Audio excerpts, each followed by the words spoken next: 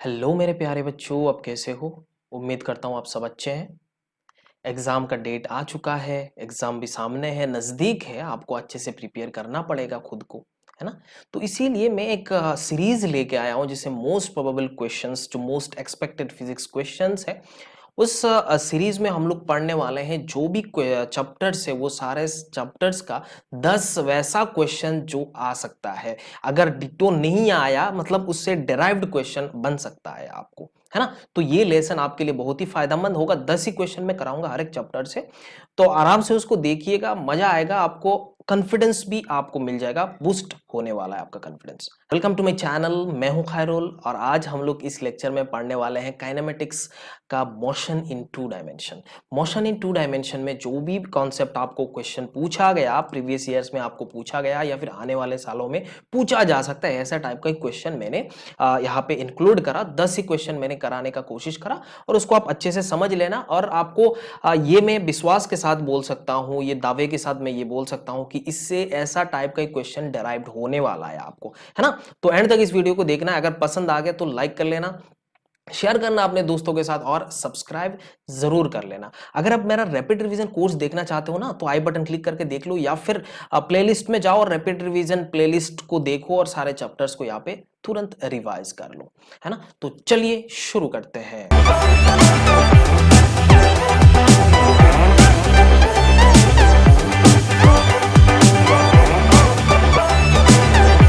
तो बच्चों यहाँ है हमारा सबसे पहला क्वेश्चन, यहाँ पे दिया हुआ है an aeroplane is flying horizontally with velocity of 600 किलोmeters per hour at a height of 1960 meter when it is vertically at a point A on the ground. Okay, a bomb is released from it, मतलब उस helicopter से, उस aeroplane से।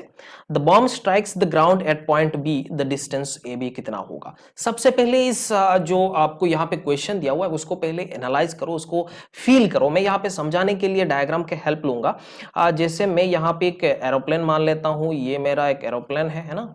बहुत लोग मछली समझेंगे इसको, है ना? ये एरोप्लेन है और तो मैं मान रहा हूं ये एरोप्लेन हॉरिजॉन्टल डायरेक्शन पे कुछ वेलोसिटी से जा रहा है जो हमारा 600 किलोमीटर्स पर आवर। तो 600 किलोमीटर्स पर आवर को अगर 5 डिवाइडेड बाई 18 से मल्टीप्लाई कर दूं तो ये मीटर पर सेकंड बन जाएगा। ये 6 से कैंसिल आउट होगा, यहाँ पे डिवाइड कर सकते हैं, 6 यहाँ पे 6 से करा तो ये 100 हो जाएगा। इसका मतलब इसका जो रफ्तार है वो 500 divided by 3 metre per second है, वो हॉरिजॉन्टली जा रहा था। ये बात समझ में आया कि नहीं? तो इस एयरक्राफ्ट यहाँ पे आप देख सकते हो, ये आपका ग्राउंड का जो पॉइंट ए है, ये ग्राउंड है हमारा, इस पॉइंट से 1960 मीटर ऊपर है, वो हाइट आपको बता रहा है। अब यहां से बॉम्ब को फेंका, मतलब इसने बॉम्ब को ड्रॉप करा। तो उस सिचुएशन में जब आप बॉम्ब को ड्रॉप करते हो तो ये बॉम्ब क्या कर लेगा, इस एरोप्लेन का जो रफ्तार है वो अचीव कर लेगा, एरोप्लेन का रफ्तार अचीव कर लेगा। ये मैंने लेक्चर्स में बताया और आपको भी पता है। तो जब ये एरोप्लेन का रफ्तार अचीव कर लेगा तो ये 500 डिवाइडेड बाई 3 उसका हॉरिजॉन्टल रफ्तार आ जाएगा, जो हॉरिजॉन्टली 0 डिग्री एंगल बना रहा है। और यहाँ पे प्रोजेक्ट होके ये एक्चुअल में यहाँ पे क्यों ऐसा होगा, क्योंकि यहाँ पे जी डाउनवर्ड डायरेक्शन पे है और ये ऐसे जाके यहाँ पे ग्राउंड पे स्ट्राइक करने वाला है। और जिस पॉइंट पे स्ट्राइक करेगा इस पॉइंट को हम क्या बोल रहे हैं, बी बोल रहे हैं। अभी क्वेश्चन में आपको पूछा कि ये ए टू बी, ये डिस्टेंस आपको निकालना है। आपको ये वाला डिस्टेंस पता हुआ है, आपका रफ्तार दिया हुआ है। तो इस सिचुएशन में अगर हम इस क्वेश्चन को सॉल्व करने चाहे तो हम क्या कर सकते हैं? जैसे हम जानते हैं यहाँ पे या ये एक एक्स एक्सिस मान लेते हैं और एक को हम लोग वाई एक्सिस मान लेते हैं। अलोंग एक्स एक्सिस हमें वेलोसिटी पता है, बट अलोंग वाई एक्सिस इसका वेलोसिटी कितना है, 0 है, बिकॉज ये वेलोसिटी पूरा का पूरा हॉरिजॉन्टली हो रहा है। तो I can say u y का वैल्यू कितना है, 0 है। ए वाई का वैल्यू यहाँ पे कितना है, -g, और यहाँ पे मैं बोल सकता हूँ ये 9.8 है, -9.8 मीटर पर सेकंड। अब बोल सकते हो सर यहाँ पे हमेशा आप g को 10 लिखते हो भाई, या फिर हमें पता चलता है, लेकिन ये कैलकुलेशन सिंप्लिसिटी के मैंने लिखा क्योंकि यहाँ पे हमारा 1960 जो है वो डिविजिबल बाय 9.8 है, इसीलिए मैंने लिखा। अगर यहाँ पे 2000 होता तो मैं 10 लिख लेता। हालांकि आप 10 लिख के भी इसको सॉल्व कर सकते हो, थोड़ा कॉम्प्लेक्स आ जाएगा कैलकुलेशन, इसमें कोई इशू नहीं है। फिलहाल ये आपको मिला। और ये जो डिस्टेंस है, ये वाला डिस्टेंस हमारा क्या है, एस वाई है, या फिर हाइट आप बोल सकते हो। ये हाइट कितना है, 1960 मीटर।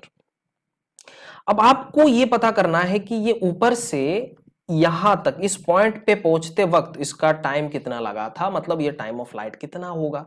सो ये टाइम ऑफ लाइट निकालने के लिए h equals to u t plus half a t square, तो यहाँ पे u i plus half a y into t square. अब यहाँ पे 1960 इंटू यू आई का वैल्यू यहाँ पे 0 है, माइनस ये था, ये यहाँ पे हम प्लस कर ला सकते हैं, उसमें कोई इशू नहीं है क्योंकि ये मैग्नीट्यूड पकड़ रहे हैं। h को भी हम यहाँ पे, ये अगर मेरा इनिशियल पोजीशन है, ये मेरा इनिशियल पोजीशन है, ये फाइनल पोजीशन है, तो फाइनल माइनस इनिशियल दैट ये भी हमारा क्या हो जाएगा, नेगेटिव हो जाएगा, तो मैं यहाँ पे नेगेटिव लिख सकता हूँ, उसमें इशू नहीं है। ओके, तो यहाँ पे 9.8 इंटू टी स्क्वायर। अब यहाँ पे देखो इसको मल्टीप्लाई करेंगे तो टी का वैल्यू जो आप कैलकुलेट करोगे यहाँ पे 2 इंटू 960 डिवाइडेड बाई 9.8, इससे इसे कैंसिल करेंगे तो 200 यहाँ पे आने वाला है। तो अब यहाँ से देख सकते हो जो टी का वैल्यू है वो कितना आएगा, T will be 20 second. T का वैल्यू कितना है, 20 सेकंड, मतलब ये 20 सेकंड में इस बी पॉइंट पे पहुंच जाएगा। हमें ये टाइम मिल गया, मतलब टाइम ऑफ फ्लाइट हमें पता चला। अभी आपको क्या करना है, ये हॉरिजॉन्टली कितना गया हुआ है, हॉरिजॉन्टली ट्रेवल करा, इसका मतलब हॉरिजॉन्टल वेलोसिटी आपको चाहिए। तो हॉरिजॉन्टल वेलोसिटी इज गिवन, जैसे 500 डिवाइडेड बाय 3, तो आई कैन राइट जो हमारा x है या फिर sx है, I can write ux multiplied by t। So what is the value of ux, 500 divided by 3 है मल्टीप्लाइड बाई ये हो गया आपका ये वाला।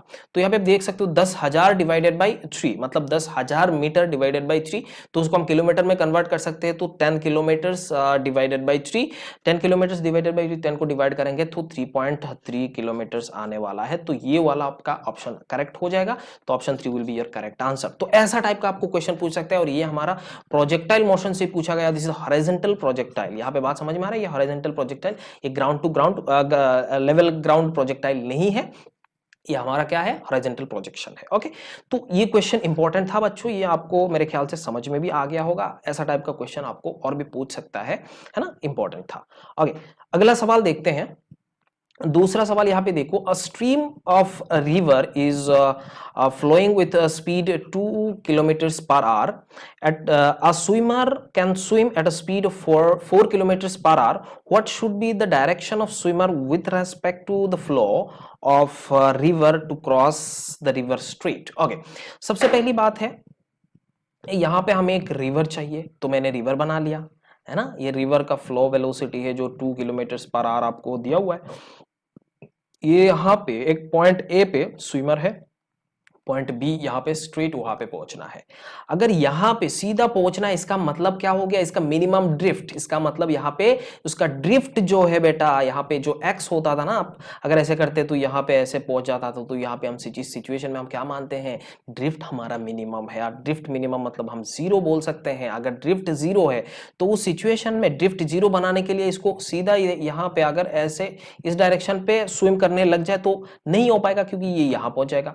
तो इसको मिनिमम बनाने के लिए हमने जो इलास्ट्रेशन, जो हमारा कॉन्सेप्ट वीडियो में हमने पढ़ा था, कॉन्सेप्ट में हमने पढ़ा था, तो क्या पढ़ा था हमने उसमें कि अगर इसको मिनिमम ड्रिफ्ट बनाना है तो बैक डायरेक्शन पे यहां पे एक एंगल बनाना पड़ेगा, दैट एंगल वो हमारा निकालना चाहिए। तो इसको हम लोग क्या बोल सकते हैं, VSR, जो स्विमर का वेलोसिटी है, व्हिच इज आल्सो गिवन, और कितना है 4 किलोमीटर पर आवर आपको दिया हुआ है।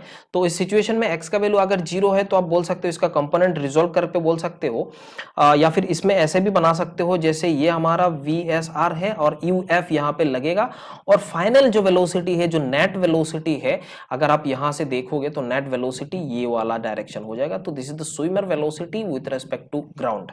बात समझे, दिस इज नेट वेलोसिटी, है ना। तो ये ऐसा होगा, तो यहाँ पे आप एंगल निकाल सकते हो, दैट थीटा इक्वल्स टू आप बोल सकते हो साइन इनवर्स, क्योंकि ये आपको 2 मीटर दिया हुआ है और ये आपको 4 मीटर दिया हुआ है। So perpendicular divide by hypotenuse, you can say sine inverse half, और उसका वैल्यू कितना है 30 है। सो ये पूरा एंगल कितना बना रहा है, क्योंकि ये फ्लो वेलोसिटी है और फ्लो वेलोसिटी के साथ इतना कितना एंगल बना रहा है 90 plus 30, that is you can say 120। So answer आपका कौन सा होगा, 120 आएगा। इसको दूसरा तरीके से भी आप निकाल सकते हो, जैसे मैं ये भी बता देता हूं आपको, क्योंकि कोई कोई बच्चे दूसरा तरीके से, दूसरा मेथड से भी करना चाहता होगा, है ना। तो इस सिचुएशन में जब बेटा आपको स्ट्रेट जाना है, मतलब सीधा जाना है, तो आपको एज्यूम करना है तो ये आपका क्रॉसिंग वेलोसिटी है, राइट। तो ये नेट वेलोसिटी मतलब हॉरिजॉन्टल डायरेक्शन पे या फिर ड्रिफ्ट, यहाँ पे ड्रिफ्ट वेलोसिटी जो है वो क्या होना चाहिए, जीरो होना चाहिए, drift velocity should be zero. इसका मतलब इसका एक कंपोनेंट इधर बन सकता है जैसे we S R sine theta, और इधर से आपका यू एफ आएगा। तो अगर ये ड्रिफ्ट वेलोसिटी जीरो, इसका मतलब this component should be equals to this component, ये आप बोल सकते हो। अगर U F equals to V S R sine theta, V S R मतलब swimmer velocity with respect to river, तो आपका ये वैल्यू 2 है, ये वैल्यू 4 है, और यहाँ पे साइन थीटा है। तो अगेन थीटा इक्वल्स टू आप निकाल सकते हो 30 डिग्री, और यहाँ पे पहले से यहाँ पे आपको 90 डिग्री तो है ही, तो 90 प्लस 30 दैट इज 120 डिग्री। तो ये दो क्वेश्चन को मैं दो मेथड से करा, एक तो यहाँ पे सीधा यहाँ पे ट्रायंगल लॉ से मैं कर लिया यहाँ पे, या फिर आप यहाँ पे कंपोनेंट ब्रेक करके भी आप कर सकते हो, क्योंकि अगर ड्रिफ्ट होना चाहिए तो हॉरिजॉन्टल ड्रिफ्ट वेलोसिटी यहाँ पे जीरो आना पड़ेगा। ड्रिफ्ट वेलोसिटी यहाँ पे क्या है, U F minus this that is zero. अगर जीरो हो जाए तो दोनों क्या होगा, बराबर होगा। तो मेरे ख्याल से ये वाला क्वेश्चन आपको समझ में आ गया, और ये हमारा शॉर्टेस्ट पाथ के ऊपर क्वेश्चन पूछा गया था। किसके ऊपर, शॉर्टेस्ट पाथ के ऊपर क्वेश्चन पूछा गया, या फिर आप बोल सकते हो मिनिमम ड्रिफ्ट, क्या बोल सकते हो, मिनिमम ड्रिफ्ट के ऊपर एक क्वेश्चन था। और भी इसके ऊपर क्वेश्चन बन सकता है, जैसे शॉर्टेस्ट टाइम के ऊपर क्वेश्चन पूछ सकता है। शॉर्टेस्ट टाइम वाला क्वेश्चन हम भी यहाँ पे निकाल सकते हैं, इसमें भी कोई इशू नहीं है बच्चों, है ना। आगे दूसरा सवाल देखते हैं, कुछ और होगा। ओके बच्चों, यहाँ पे तीसरा क्वेश्चन देखते हैं। Particle is projected from the ground with velocity 25 metre per second. After 2 second it just clears a wall 5 metre height. Okay, then angle of projection of the particle will be, कितना होगा। यहाँ पे 4 action आपको option दिया हुआ है, तो उस सिचुएशन में आपको निकालना है। सो मैं मान लेता हूँ ये मेरा ग्राउंड है, यहाँ से मैंने एक पार्टिकल को प्रोजेक्ट करा जो 25 मीटर पर सेकंड रफ्तार से एट एन एंगल समथिंग, जो थीटा है वो हमें निकालना है। तो ये क्या होगा, ऐसे जाके ऐसे गिरने वाला है। यहाँ पे एक वॉल है, उसको जस्ट क्लियर कर लिया। क्या कर लिया, जस्ट क्लियर करा। तो उसका वैल्यू कितना है, हाइट कितना है, 5 है। तो अगर मैं मान सकता हूं at time t equals to 2 second पे इसको क्लियर कर रहा है ना, इसका मतलब इस इंस्टेंट पे ये यहां पहुंच के, मतलब इसका जो y होगा, y डायरेक्शन का जो डिस्प्लेसमेंट होगा वो कितना है, 5 है। बात समझ में आएगी नहीं, बोलो। y डायरेक्शन का डिस्प्लेसमेंट है t इक्वल्स टू 2 सेकंड में कितना है, 5 है। तो x का वैल्यू हमें नहीं पता है ना, तो यहां पे आप निकाल सकते हो। इसका जो दो कंपोनेंट है उसको मैं निकाल लेता, है ना। तो यहाँ पे 25 cos थीटा एंड यहाँ पे 25 साइन थीटा। ओके, तो मैं अगर y का वैल्यू निकालूं तो y equals to u y t plus half a y t square. So I can say a y equals to g, because हमें पता है कि ये वाला प्रोजेक्टाइल जो हो रहा है वो ग्रेविटी के प्रेजेंस में हो रहा है ना। तो ये 5 है, और यू टी का वैल्यू कितना है बेटा, 25 साइन थीटा मल्टीप्लाइड बाई ये t का वैल्यू 2 है, at t equals to 2 second में ये काम कर रहा है। 10 है, और यहाँ पे 2 स्क्वायर गेट्स कैंसल्ड आउट, और यहाँ पे आप इसको इधर ले आएंगे, मतलब आप देख सकते हो 25 equals to 50 sine theta. So theta will be, ये हाफ हो जाएगा, मतलब बोल सकते हो 30 डिग्री। सो ये angle of projection will be 30 degree. तो आपको पता चल गया एक्चुअल में क्या पूछ रहा था। तो ये बहुत ही आसान क्वेश्चन था एक्चुअल में, बट कॉन्सेप्चुअल था, है ना बच्चों। मेरे ख्याल से इतना समझ में आ गया। 14 सवाल देखते हैं। A particle is moving with velocity v, इसका वैल्यू दिया हुआ है ये वाला k y i cap plus j x j cap. Okay, where k is constant. Okay, k क्या है, हमारा कांस्टेंट है। General equation for this path is, ये जनरल इक्वेशन, इसका पाथ क्या होगा वो आपको निकालना है। पाथ निकालना, इसका मतलब क्या हुआ बेटा, ये इक्वेशन ऑफ ट्रेजेक्टोरी पूछ रहा है। इक्वेशन ऑफ ट्रेजेक्टोरी पूछ रहा है। इक्वेशन ऑफ ट्रेजेक्टोरी आपको पता है f equals to f of ऐसा t होता है, अगर x equals to g of t होता है। तो उस सिचुएशन में दोनों इक्वेशन से हम क्या करते हैं, t को, t टर्म जो है, t फैक्टर जो है उसको हम एलिमिनेट कर लेते हैं, और हमें पता चल जाता है y equals to f of x। तो हमें एक्चुअल में y equals to f of x निकालना है। That will be your equation of path, और इक्वेशन ऑफ ट्रेजेक्टोरी, राइट। तो हमें ये निकालना है। So v is given, the vector form of v is given, यहाँ पे आप बोल सकते हो ky i कैप प्लस के एक्स जे कैप। सो अगर वेक्टर फॉर्म ये है तो मैं बोल सकता हूं वी एक्स इक्वल्स टू के वाई। अरे भैया यहाँ पे y लिखा हुआ है तो इसमें ये मत समझ लेना कि ये y कंपोनेंट है। ये देखो x, यहाँ पे वेक्टर कौन सा है, यहाँ पे i कैप दिया हुआ है, दैट मीन्स ये x कंपोनेंट है, और ये हमारा क्या हो गया vy, दैट मीन्स आप बोल सकते हो kx है। ओके, तो ये दोनों कंपोनेंट हो गया। ये मैं बोल सकता हूँ डिफरेंशिएशन ऑफ, मतलब vx क्या है, dx of ddx upon dt। Okay, so ky और I can say dy upon dt equals to kx। बात समझ में? अगर ये दोनों इक्वेशन को मैं डिवाइड कर लूं, अगर इक्वेशन 1 एंड इक्वेशन 2 को मैं डिवाइड कर लूं तो मेरे को क्या मिलने वाला है, देखो यहाँ पे अगर मैं इक्वेशन 1 से ये 2 को 1 से डिवाइड करूं तो dy upon dt divided by dx upon dt equals to क्या मिलने वाला है, dy अपन dt मतलब kx और ये वाला क्या मिलेगा यहाँ पे ky। तो आप बोल सकते हो k gets cancelled out, tt gets cancelled out, वैसे हो जाएगा। तो इसको अगर ऐसा नहीं होता एक्चुअल में, डिफरेंशिएशन ऐसे करते हैं तो ये चेन रूल बोला जाता है इसको, है ना। तो यहाँ पे हम dx अपन dt इसको ऐसे लिख सकते हैं बच्चों। तो इस सिचुएशन में ऐसा हो जाएगा x dx। अगर इसको मैं इंटीग्रेट कर लूँ तो इंटीग्रेट करते ये वाई स्क्वायर डिवाइडेड बाई 2 और यहाँ पे एक्स स्क्वायर डिवाइडेड बाई 2 और यहाँ पे डेफिनेट इंटीग्रल है सो हम एक कांस्टेंट लिख देंगे। सो आई कैन राइट यहाँ पे X square plus C. So ये हो जाएगा हमारा equation of trajectory and this is the equation of path है। सो ऑप्शन कौन सा हो रहा है, ये option 3 will be your correct answer. तो ये इक्वेशन है, आप इसको देख सकते हो, है ना।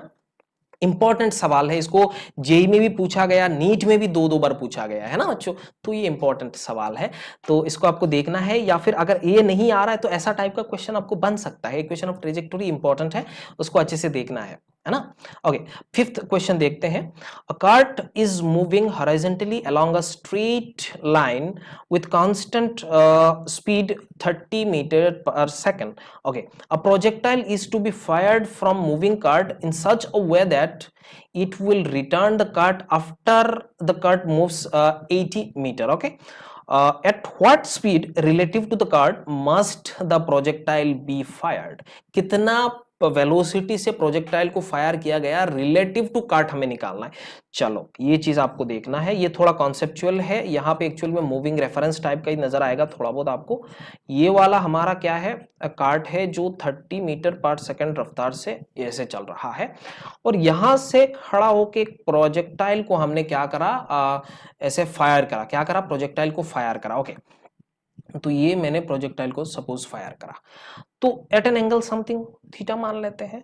अगर ये ऐसा होएगा और ये ऐसे ऊपर जाएगा और फिर यहाँ पे आएगा वापस, लेकिन तब तक ये कार्ट यहाँ पे पहुंच गया, तब तक क्या हो गया, ये रिटर्न टू कार्ट, इसका मतलब ये कार्ट यहाँ तक पहुंच गया तब तक। इसका मतलब आप बोल सकते हो ये वाला जो डिस्टेंस है वो 80 मीटर है। इसमें हमें समझ में आता है, ये हमें क्या बन जाता है, समझ में आ जाता है। ओके, मजा आ गया। अगर देखा जाए इसको मैं अगर u मान लूं, क्योंकि this is the initial velocity, तो मैं इसको u मान सकता हूं और ये मेरा u cos मान सकता हूं, ठीक है। तो ये जो u cos थीटा आ रहा है वो उतना ही वेलोसिटी उतना टाइम पे, क्योंकि ये कार्ट इस पॉइंट से इस पॉइंट पे पहुंच रहा है, मतलब टाइम तो उतना ही लगा, प्रोजेक्टाइल को भी उतना यहां पे पहुंचने में उतना ही टाइम लगा था, लेकिन उसका जो हॉरिजॉन्टल कंपोनेंट का वेलोसिटी जो है उस प्रोजेक्टाइल का, वो कार्ट का वेलोसिटी के बराबर है। ये चीज आपको समझ में, अगर बराबर नहीं होता तो डायरेक्ट वहां पे नहीं पहुंच पाता। बात समझ रहे, एग्जैक्टली उस कार्ड पे नहीं पहुंचता, हो सकता कार्ड चला गया या फिर हो सकता कार्ड पीछे रह गया, प्रोजेक्टाइल नीचे ग्राउंड पे स्ट्राइक कर लिया, बट ये सिलसिला यहीं पे है और यहाँ पे ये जाके गिरा। तो उस सिचुएशन में हम बोल सकते हैं कि उसका हॉरिजॉन्टल जो कंपोनेंट है, हॉरिजॉन्टल एक्स कंपोनेंट, उसको हम बोल सकते हैं ये वाला। इसका मतलब ये आई कैप हो सकता है। और अगर देखा जाए तो 80 x का वैल्यू कितना होता है 80, और उसको हम ऐसा बोल सकते हैं ux into T, that is time of flight. t means what, time of flight होता है बच्चों। तो 80 डिवाइडेड बाई 30, क्योंकि ये cos का वैल्यू x का कंपोनेंट ये है, इसको डिवाइड करते हैं तो t will be 8 divided by 3। दोस्तों this is your time of flight है। अभी हमें क्या चाहिए एक्चुअल में, हमें चाहिए ये वाला कंपोनेंट। अगर ये वाला कंपोनेंट पता चल जाए तो हम यहाँ पे निकाल सकते हैं उसका वेक्टर फॉर्म, राइट। तो इसको निकालने के लिए आपको क्या करना है, जैसे इस डायरेक्शन पे अगर y डायरेक्शन पे उसका डिस्प्लेसमेंट देखा जाए, कार्ट से आपने प्रोजेक्ट करा, सो कार्ट में आके गिरा, तो उस में उसका डिस्प्लेसमेंट क्या होगा, y डायरेक्शन का, ऑब्वियस बात है 0 है। तो यहाँ पे मैं बोल सकता हूँ sy equals to uyt minus half या plus half ay T square. ये मैं बोल सकता हूं कि नहीं, बोलो। तो अब देखो इसका वैल्यू अगर 0 है, क्योंकि ये डिस्प्लेसमेंट यहाँ पे 0 है, तो टी ने टी को मारा और यहाँ पे आपको क्या में नजर आया, u y will be g divided by 2 हो रहा है, ए वाई डिवाइडेड बाई 2। इसका मतलब क्या हो गया, यहाँ पे आप देख सकते हो ये जी है, जी का मतलब 5 हो रहा है। क्या हो रहा है, 5 हो रहा है। तो यू वाई का वैल्यू कितना हो गया बेटा, यहाँ पे u sine theta equals to this much value. अब यहाँ पे एक t का तो वैल्यू बचा हुआ है, t इक्वल्स टू हम बोल सकते हैं 8 divided by 3, so I can write 40 divided by 3। सो अब देख सकते हो जो uy का वैल्यू है वो कितना हो रहा है 40 डिवाइडेड बाई 3। ui का वैल्यू कितना हो रहा है 40 डिवाइडेड बाई 3। अगर आप ग्राउंड फ्रेम से देख रहे हो, अगर आप ग्राउंड फ्रेम से देख रहे हो तो उस सिचुएशन में आपको क्या नजर आएगा, the velocity of projectile will be 30 I cap plus 40 divided by 3 J cap. अरे ये नजर आएगा कि नहीं बोलो, ऑब्वियस बात है, उसका x component y component, x component and y component से हमें ये पता चल गया इसका वेक्टर। ओके, अगर मैं कार्ट का रफ्तार देखूं तो वो 30 आई कैप होगा। अगर मैं इस प्रोजेक्टाइल का रफ्तार विथ रेस्पेक्ट टू दिस अगर देखूं तो उस सिचुएशन में p with respect to c equals to this velocity minus this velocity, so I can write 30 divided by ये जैकब, राइट। तो इसका मतलब आप क्या बोल सकते हो, 40 divided by 3 will be your velocity। तो ये फ्रॉम कार्ट आप रिलेटिव टू कार्ट इसका वेलोसिटी कितना होगा 40 divided by 3 metre per second. मेरे ख्याल से ये सवाल आपको समझ में आ गया बहुत ही अच्छे से, और ये कॉन्सेप्चुअल था बेटा, ये समझ में आया। पहले आपने टाइम ऑफ फ्लाइट वगैरह वगैरह आपको निकालना पड़ा है ना। छठा क्वेश्चन देखते हैं, person walks up escalator okay in 90 second, he carried in 60 second when standing on the same escalator is now moving। okay, जब मूव करता है तो उस सिचुएशन में वो क्या खड़ा रहेगा, वो क्या रहेगा खड़ा रहेगा। तो खड़ा रहते वक्त उसको 60 सेकंड में पहुंच जाएगा ऊपर, और जब वो खुद चल रहा है वो तो 90 सेकंड में पहुंच जाता है। तो अभी बोल रहा है टाइम ही would take to walk up in moving escalator will be, कितना होगा वो टाइम आपको निकालना है। यहाँ पे आप देख सकते हो जो पर्सन उस पे पहुंच रहा है, तो मान सकते हैं ये यहाँ पे पहुंचना है, उसको कितना डी डिस्टेंस पहुंचना है। तो मैं बोल सकता हूँ इस आदमी का जो वेलोसिटी है वो कितना है, distance divided by this time. Obvious बात है, आपको पता चला ये डिस्टेंस आपको, ये टाइम आपको मिल गया जो वेलोसिटी है। दूसरा ये एस्केलेटर चल रहा है तो उसका एस्केलेटर का वेलोसिटी हम पता कर लेते हैं। एस्केलेटर का वेलोसिटी कितना होगा, डी डिवाइड, वही सेम डिस्टेंस पे वो खड़ा रह गया तो वहां पे पहुंच गया, तो वही सेम डिस्टेंस तो सेम होगा, लेकिन उसका टाइम कितना है 60 है। अभी बोल रहा है वो आदमी उस एस्केलेटर पे खड़ा है, साथ साथ में एस्केलेटर भी मूव कर रहा है। इसका मतलब पहले आदमी का रफ्तार, बात समझ में ना, उसका नेट रफ्तार अगर देखा जाए, अगर आप ग्राउंड फ्रेम से देख रहे होते हो तो उस सिचुएशन में आपको क्या नजर आएगा, आदमी का जो रफ्तार है वो तो पहले उसके पास है, प्लस एस्केलेटर का वेलोसिटी, तो वो हो जाएगा उसका नेट वेलोसिटी। बात समझ में आएगी नहीं बोलो।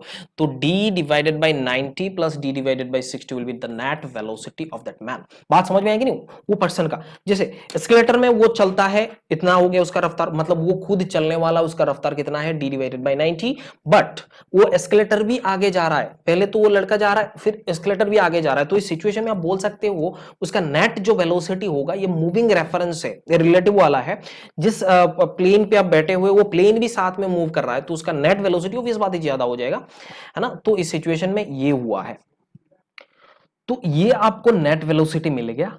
नेट वेलोसिटी मिल गया तो आपके पास डिस्टेंस पहले से पता है, तो time will be what, d divided by this velocity, net velocity, right. तो यहाँ पे आप लिख सकते हो d डिवाइडेड बाय d, यहाँ पे d divided by 90 plus d divided by 60, dd gets cancelled out. इसका एलसीएम लेंगे तो हम बोल सकते हैं 180 डिवाइडेड बाय 5, ये हम बोल सकते हैं। तो इसका वैल्यू अगर आप कैंसिल आउट करेंगे तो 36 आने वाला है, तो option 4 will be correct answer. तो ये वाला छठा क्वेश्चन भी आपको समझ में आ गया। ये वाला एक्चुअल में मूविंग फ्रेम, ये वाला relative velocity with respect to moving frame. Okay, बात समझ में आया। तो ये चीज आपको करना था, और ये छठा क्वेश्चन ये बहुत ही ज्यादा कॉन्सेप्चुअल था, सारे कॉन्सेप्चुअल क्वेश्चन है और आने वाला टाइप का ही क्वेश्चन था। ओके, आगे देखते हैं।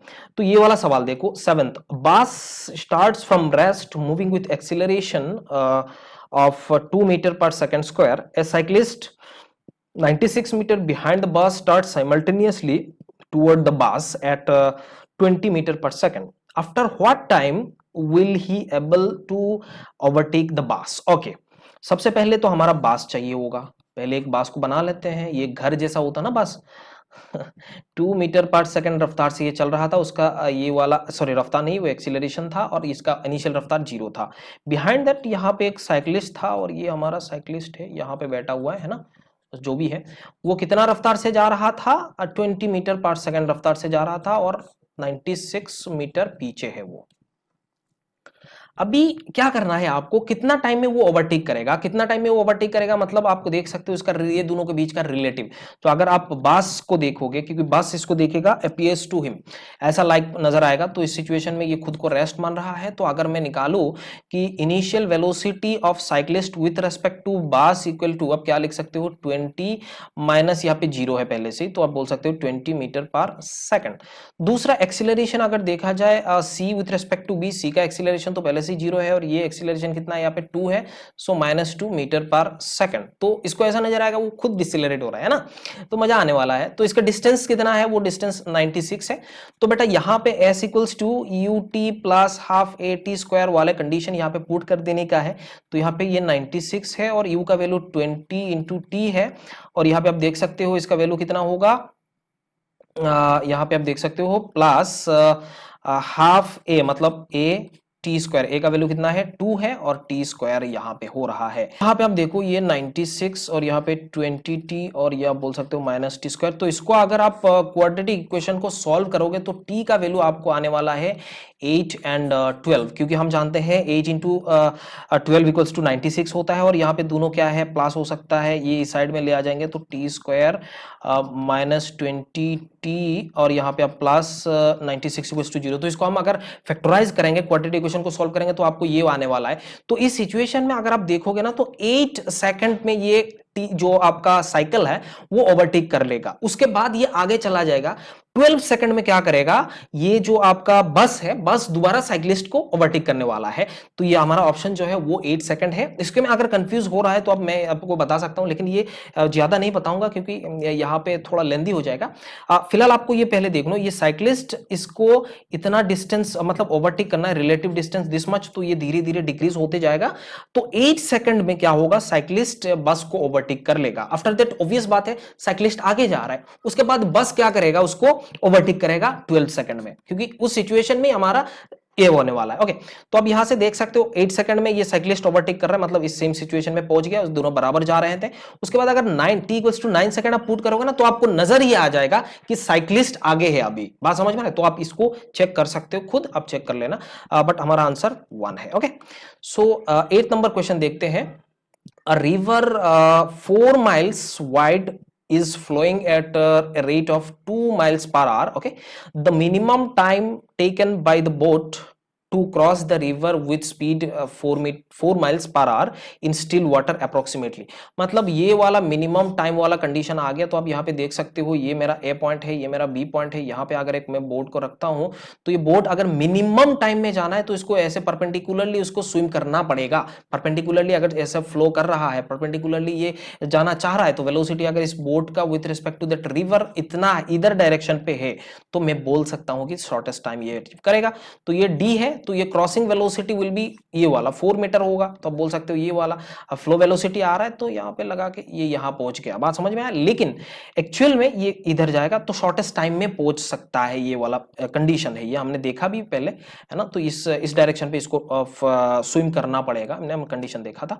तो इस सिचुएशन में अगर देखा जाए t equals to d divided by this crossing velocity, but here d equals to 4, obvious बात है 4 माइल्स, एंड अगेन यहाँ पे वेलोसिटी 4 माइल्स पर आवर, तो 4 गेट्स कैंसल्ड आउट, तो 1 hour, answer will be 1 hour. तो यहाँ पे कौन सा ऑप्शन है, so option 1 is correct answer. तो मेरे ख्याल से ये भी सवाल आपको समझ में आ गया। ये वाला हमारा क्या है, शॉर्टेस्ट टाइम वाला कंडीशन है जो relative velocity river boat problem का है ना बच्चों। तो ये मेरे ख्याल से आपको समझ में आ गया। अगले देखते हैं। ओके, यहां पे देखो अगेन प्रोजेक्टाइल आ गया होगा। Two project particle are projected from the same point with same speed u such that they have the same range r but different maximum heights h1 and h2। Which of the following is correct? Okay, हमें ये पता चल रहा है कि हमने दो projectile को प्रोजेक्ट करा, दो प्रोजेक्टाइल को पार्टिकल को प्रोजेक्ट करा from same point, velocity also same but range is same. अगर रेंज सेम हो रहा है तो हम जानते हैं अगर एक को अल्फा नजर आ रहा है तो दूसरा क्या होगा 90 माइनस अल्फा, क्योंकि ये दोनों एंगल मिला के हमारा क्या होता 90 डिग्री होना पड़ेगा, बिकॉज कंप्लीमेंट्री एंगल है, राइट। तो यहाँ पे मैंने एक प्रोजेक्टाइल ऐसे प्रोजेक्ट करा तो ये यहाँ पे जाके ये स्ट्राइक करा, ये बात समझ में आया। दूसरा हमने प्रोजेक्ट करा तो ये यहाँ पे जाके स्ट्राइक करा। तो तो अगर ये वाला एंगल को मैं अल्फा मान लेता हूं तो ये वाला एंगल कितना होना चाहिए मेरा 90 माइनस अल्फा, ये वाला h1 और इसको मैं h2 मान सकता हूं और this range will be r है। तो मैं सब पैरामीटर्स को निकाल लेता हूं, इसमें कोई इश्यू नहीं है। तो h1 can be written as u square sine square alpha divided by 2g, h2 का वैल्यू क्या होगा u square sine square 90 minus alpha, और 90 sine 90 minus alpha means what, cos। तो यहाँ पे मैं इसको cos स्क्वायर अल्फा लिख सकता हूं डिवाइडेड बाई 2g। अगर मैं यहाँ पर रेंज लिखूं तो क्या होता है, रेंज u स्क्वायर, यहाँ पे आपको रेंज लिखना है, तो range equal to u square sine 2 alpha divided by G. ये बात समझ में आ रहा है। साइन 2 अल्फा को मैं क्या लिख सकता हूँ, u square sine alpha cos alpha divided by g multiplied by 2, ये होता है। अब यहाँ पे देखो सारे ऑप्शन में आपको आर स्क्वायर नजर आ रहा है, तो इसको अगर स्क्वायर कर दिया जाए, तो इसको अगर स्क्वायर कर दिया जाए तो क्या नजर आएगा, u to the power 4 sine square alpha cos square alpha divided by g square multiplied by यहाँ पे 4 होने वाला है। ठीक है, तो अभी देखो ये दोनों का multiplication divided by r square अगर करा जाए तो आपको जो भी आंसर आने वाला है are square equals to 16h1 h2 मिलने वाला है आपको। अब देख सकते हो r square divided by h1 and h2 divide cancel out करोगे तो ये सब कुछ यू स्क्वायर कैंसिल होगा, यहाँ पे u टू द पावर 4 है, साइन स्क्वायर यहाँ पे कैंसिल आउट होगा, ये हुए जी गेट्स कैंसिल आउट क्योंकि जी स्क्वायर यहाँ पे है और ये 2 नीचे है, दोनों ऊपर चले जाएंगे। तो आप देख सकते हो r square will be 16h1 into h2। So option 2 will be your correct answer. So the last हमारा क्वेश्चन कौन सा होगा, तो ये वाला है, देखो 10th number question. A man is going east in a car with speed of 20 kilometers per hour. A train appears to move toward north to him with velocity of 20 root 3 kilometers per hour. Okay. What is the actual velocity and the direction of motion of the train? Okay. मैं यहाँ पे पहले देख लेता हूँ, ये north है, ये साउथ है, ये ईस्ट है एंड ये वेस्ट है। तो अगर देखा जाए ये वाला एक कार जो हमारा इस वेलोसिटी से चल रहा है, this is 20 kilometres per hour है। अगर देखा जाए कि train appears to move toward north to him, okay, with respect to him, यहाँ पे रिलेटिव वेलोसिटी देखा जा रहा है, तो आप बोल सकते हो ये नॉर्थ डायरेक्शन पे है, ये वाला नॉर्थ डायरेक्शन पे, तो ये वाला √3 उसका वेलोसिटी है, ये ट्रेन का विथ रेस्पेक्ट टू कार है।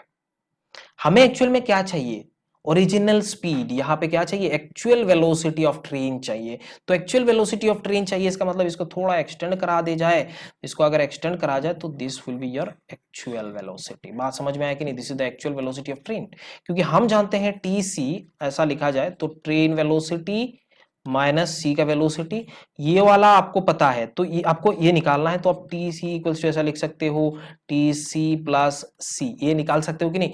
तो ये दोनों का समेशन एक्चुअल में हमारा ये वाला है, तो ये दोनों का समेशन, क्योंकि दोनों का सेंस सेम है, तो यहाँ पे आप ट्रायंगल लॉ से आप यहाँ पे निकाल सकते हो, इसमें कोई इशू नहीं है। बट मैं इसको ट्रायंगल लॉ से नहीं निकालूंगा, मैं निकालूंगा वेक्टर फॉर्म से। सो ट्रेन का जो velocity with respect to car, जो कार है वो कितना है, ये नॉर्थ डायरेक्शन पे 20√3 जैकअप होगा, और ये कार का वेलोसिटी जो अलोंग ईस्ट, मतलब ये अलोंग एक्स डायरेक्शन, तो आई कैन राइट ये आई कैप है। तो दिस माइनस दिस, मतलब अगर देखा जाए इसको यहाँ पे हमने क्या करा, ये वाला ये करा, फुलफिल करा, तो अब देख सकते हो टी सी का जो वैल्यू है, ये ट्रेन का जो वेलोसिटी है वो कितना है, टी आई प्लस √3 जैकअप। अगर इसका मैग्नीट्यूड में निकालू तो क्या होगा, 20 स्क्वायर प्लस 20 स्क्वायर इंटू 3। सो यहां से देख सकते हो 20 को बाहर करना है, 2 करना है, मतलब 40 किलोमीटर्स पर आवर होने वाला है इसका वेलोसिटी। तो ये 40 है, सब में 40 दिख रहा है, हमें अभी तक पता नहीं चल रहा है ये मीटर पर सेकंड, यहाँ पे किलोमीटर पर आवर, ये किलोमीटर पर आवर, यहाँ पे भी किलोमीटर पर आवर आने वाला है बच्चों, ये चीज आपको देख लेने का है ना, किलोमीटर पर आवर। यहाँ पे जो यूनिट है थोड़ा गड़बड़ कर दिया, कोई बात नहीं, 40 किलोमीटर पर आवर। ओके, अब यहाँ पे जो एंगल है वो आपको निकालना है। सो एंगल कितना होगा, वो एंगल कितना होगा, कितना डायरेक्शन पे जा रहा है वो आपको निकालना है। सो tan थीटा जो है वो tan थीटा आप कैसे निकाल सकते हो, दिस डिवाइडेड बाय दिस, मतलब √3 डिवाइडेड बाय 10, ये कैंसिल आउट, मतलब √3, तो थीटा का वैल्यू कितना होगा, 60 होने वाला है। दैट मीन्स आपने क्या करा एक्चुअल में, दिस डिवाइडेड बाय दिस, मतलब ये वाला एंगल आपने निकाल लिया। सो अब देखो यहाँ पे this perpendicular divided by base, perpendicular ये हमारा y का वेलोसिटी है, या फिर यहाँ पे ऐसे देख सकते हो, ये इधर डायरेक्शन पे, ये इधर डायरेक्शन पे। सो ये एंगल भी आपको पता चल गया। इसका मतलब अगर ये एंगल 60 है, ये वाला एंगल अगर 60 है आपका, ये वाला एंगल 60 है, तो आप क्या बोल सकते हो, ये नॉर्थ ऑफ ईस्ट हो रहा है, ये क्या हो रहा है, नॉर्थ ऑफ ईस्ट है। तो अब देख सकते हो 60 degree north of east, so option c will be your correct answer. North east में ये हो रहा है 60 डिग्री एंगल पे, राइट। तो यहाँ पे आपको 40 किलोमीटर्स पर आवर ये आपका आंसर होने वाला है। तो मेरे ख्याल से आपको ये भी समझ में आ गया। कंफ्यूजन है तो आप कमेंट करके पूछ सकते हो, मेरे को मैसेज कर सकते हो, इंस्टा, एफबी, टेलीग्राम, कहीं पे भी आप मैसेज कर लो, उसमें कोई इशू नहीं है। अगर आप रिवाइज करना चाहते हो सारे चैप्टर्स को, आप रैपिड रिवीजन कोर्स में चले जाओ या फिर आई बटन क्लिक करो, आपको सारे के सारे लेक्चर्स मिल जाएगा, है ना बच्चों। Okay, so thanks for watching, मिलेंगे आप लेक्चर पे, तब तक आप खुश रहिएगा और इस सीरीज को हम एग्जाम तक खत्म कर देंगे, कोई बात नहीं। अगर वीडियो पसंद आ गया तो लाइक करो, शेयर करो अपने दोस्तों के साथ, और नए हैं तो सब्सक्राइब जरूर कर लेना। टेक केयर, बाय बाय, अच्छे से पढ़ाई करो, ऑल द बेस्ट।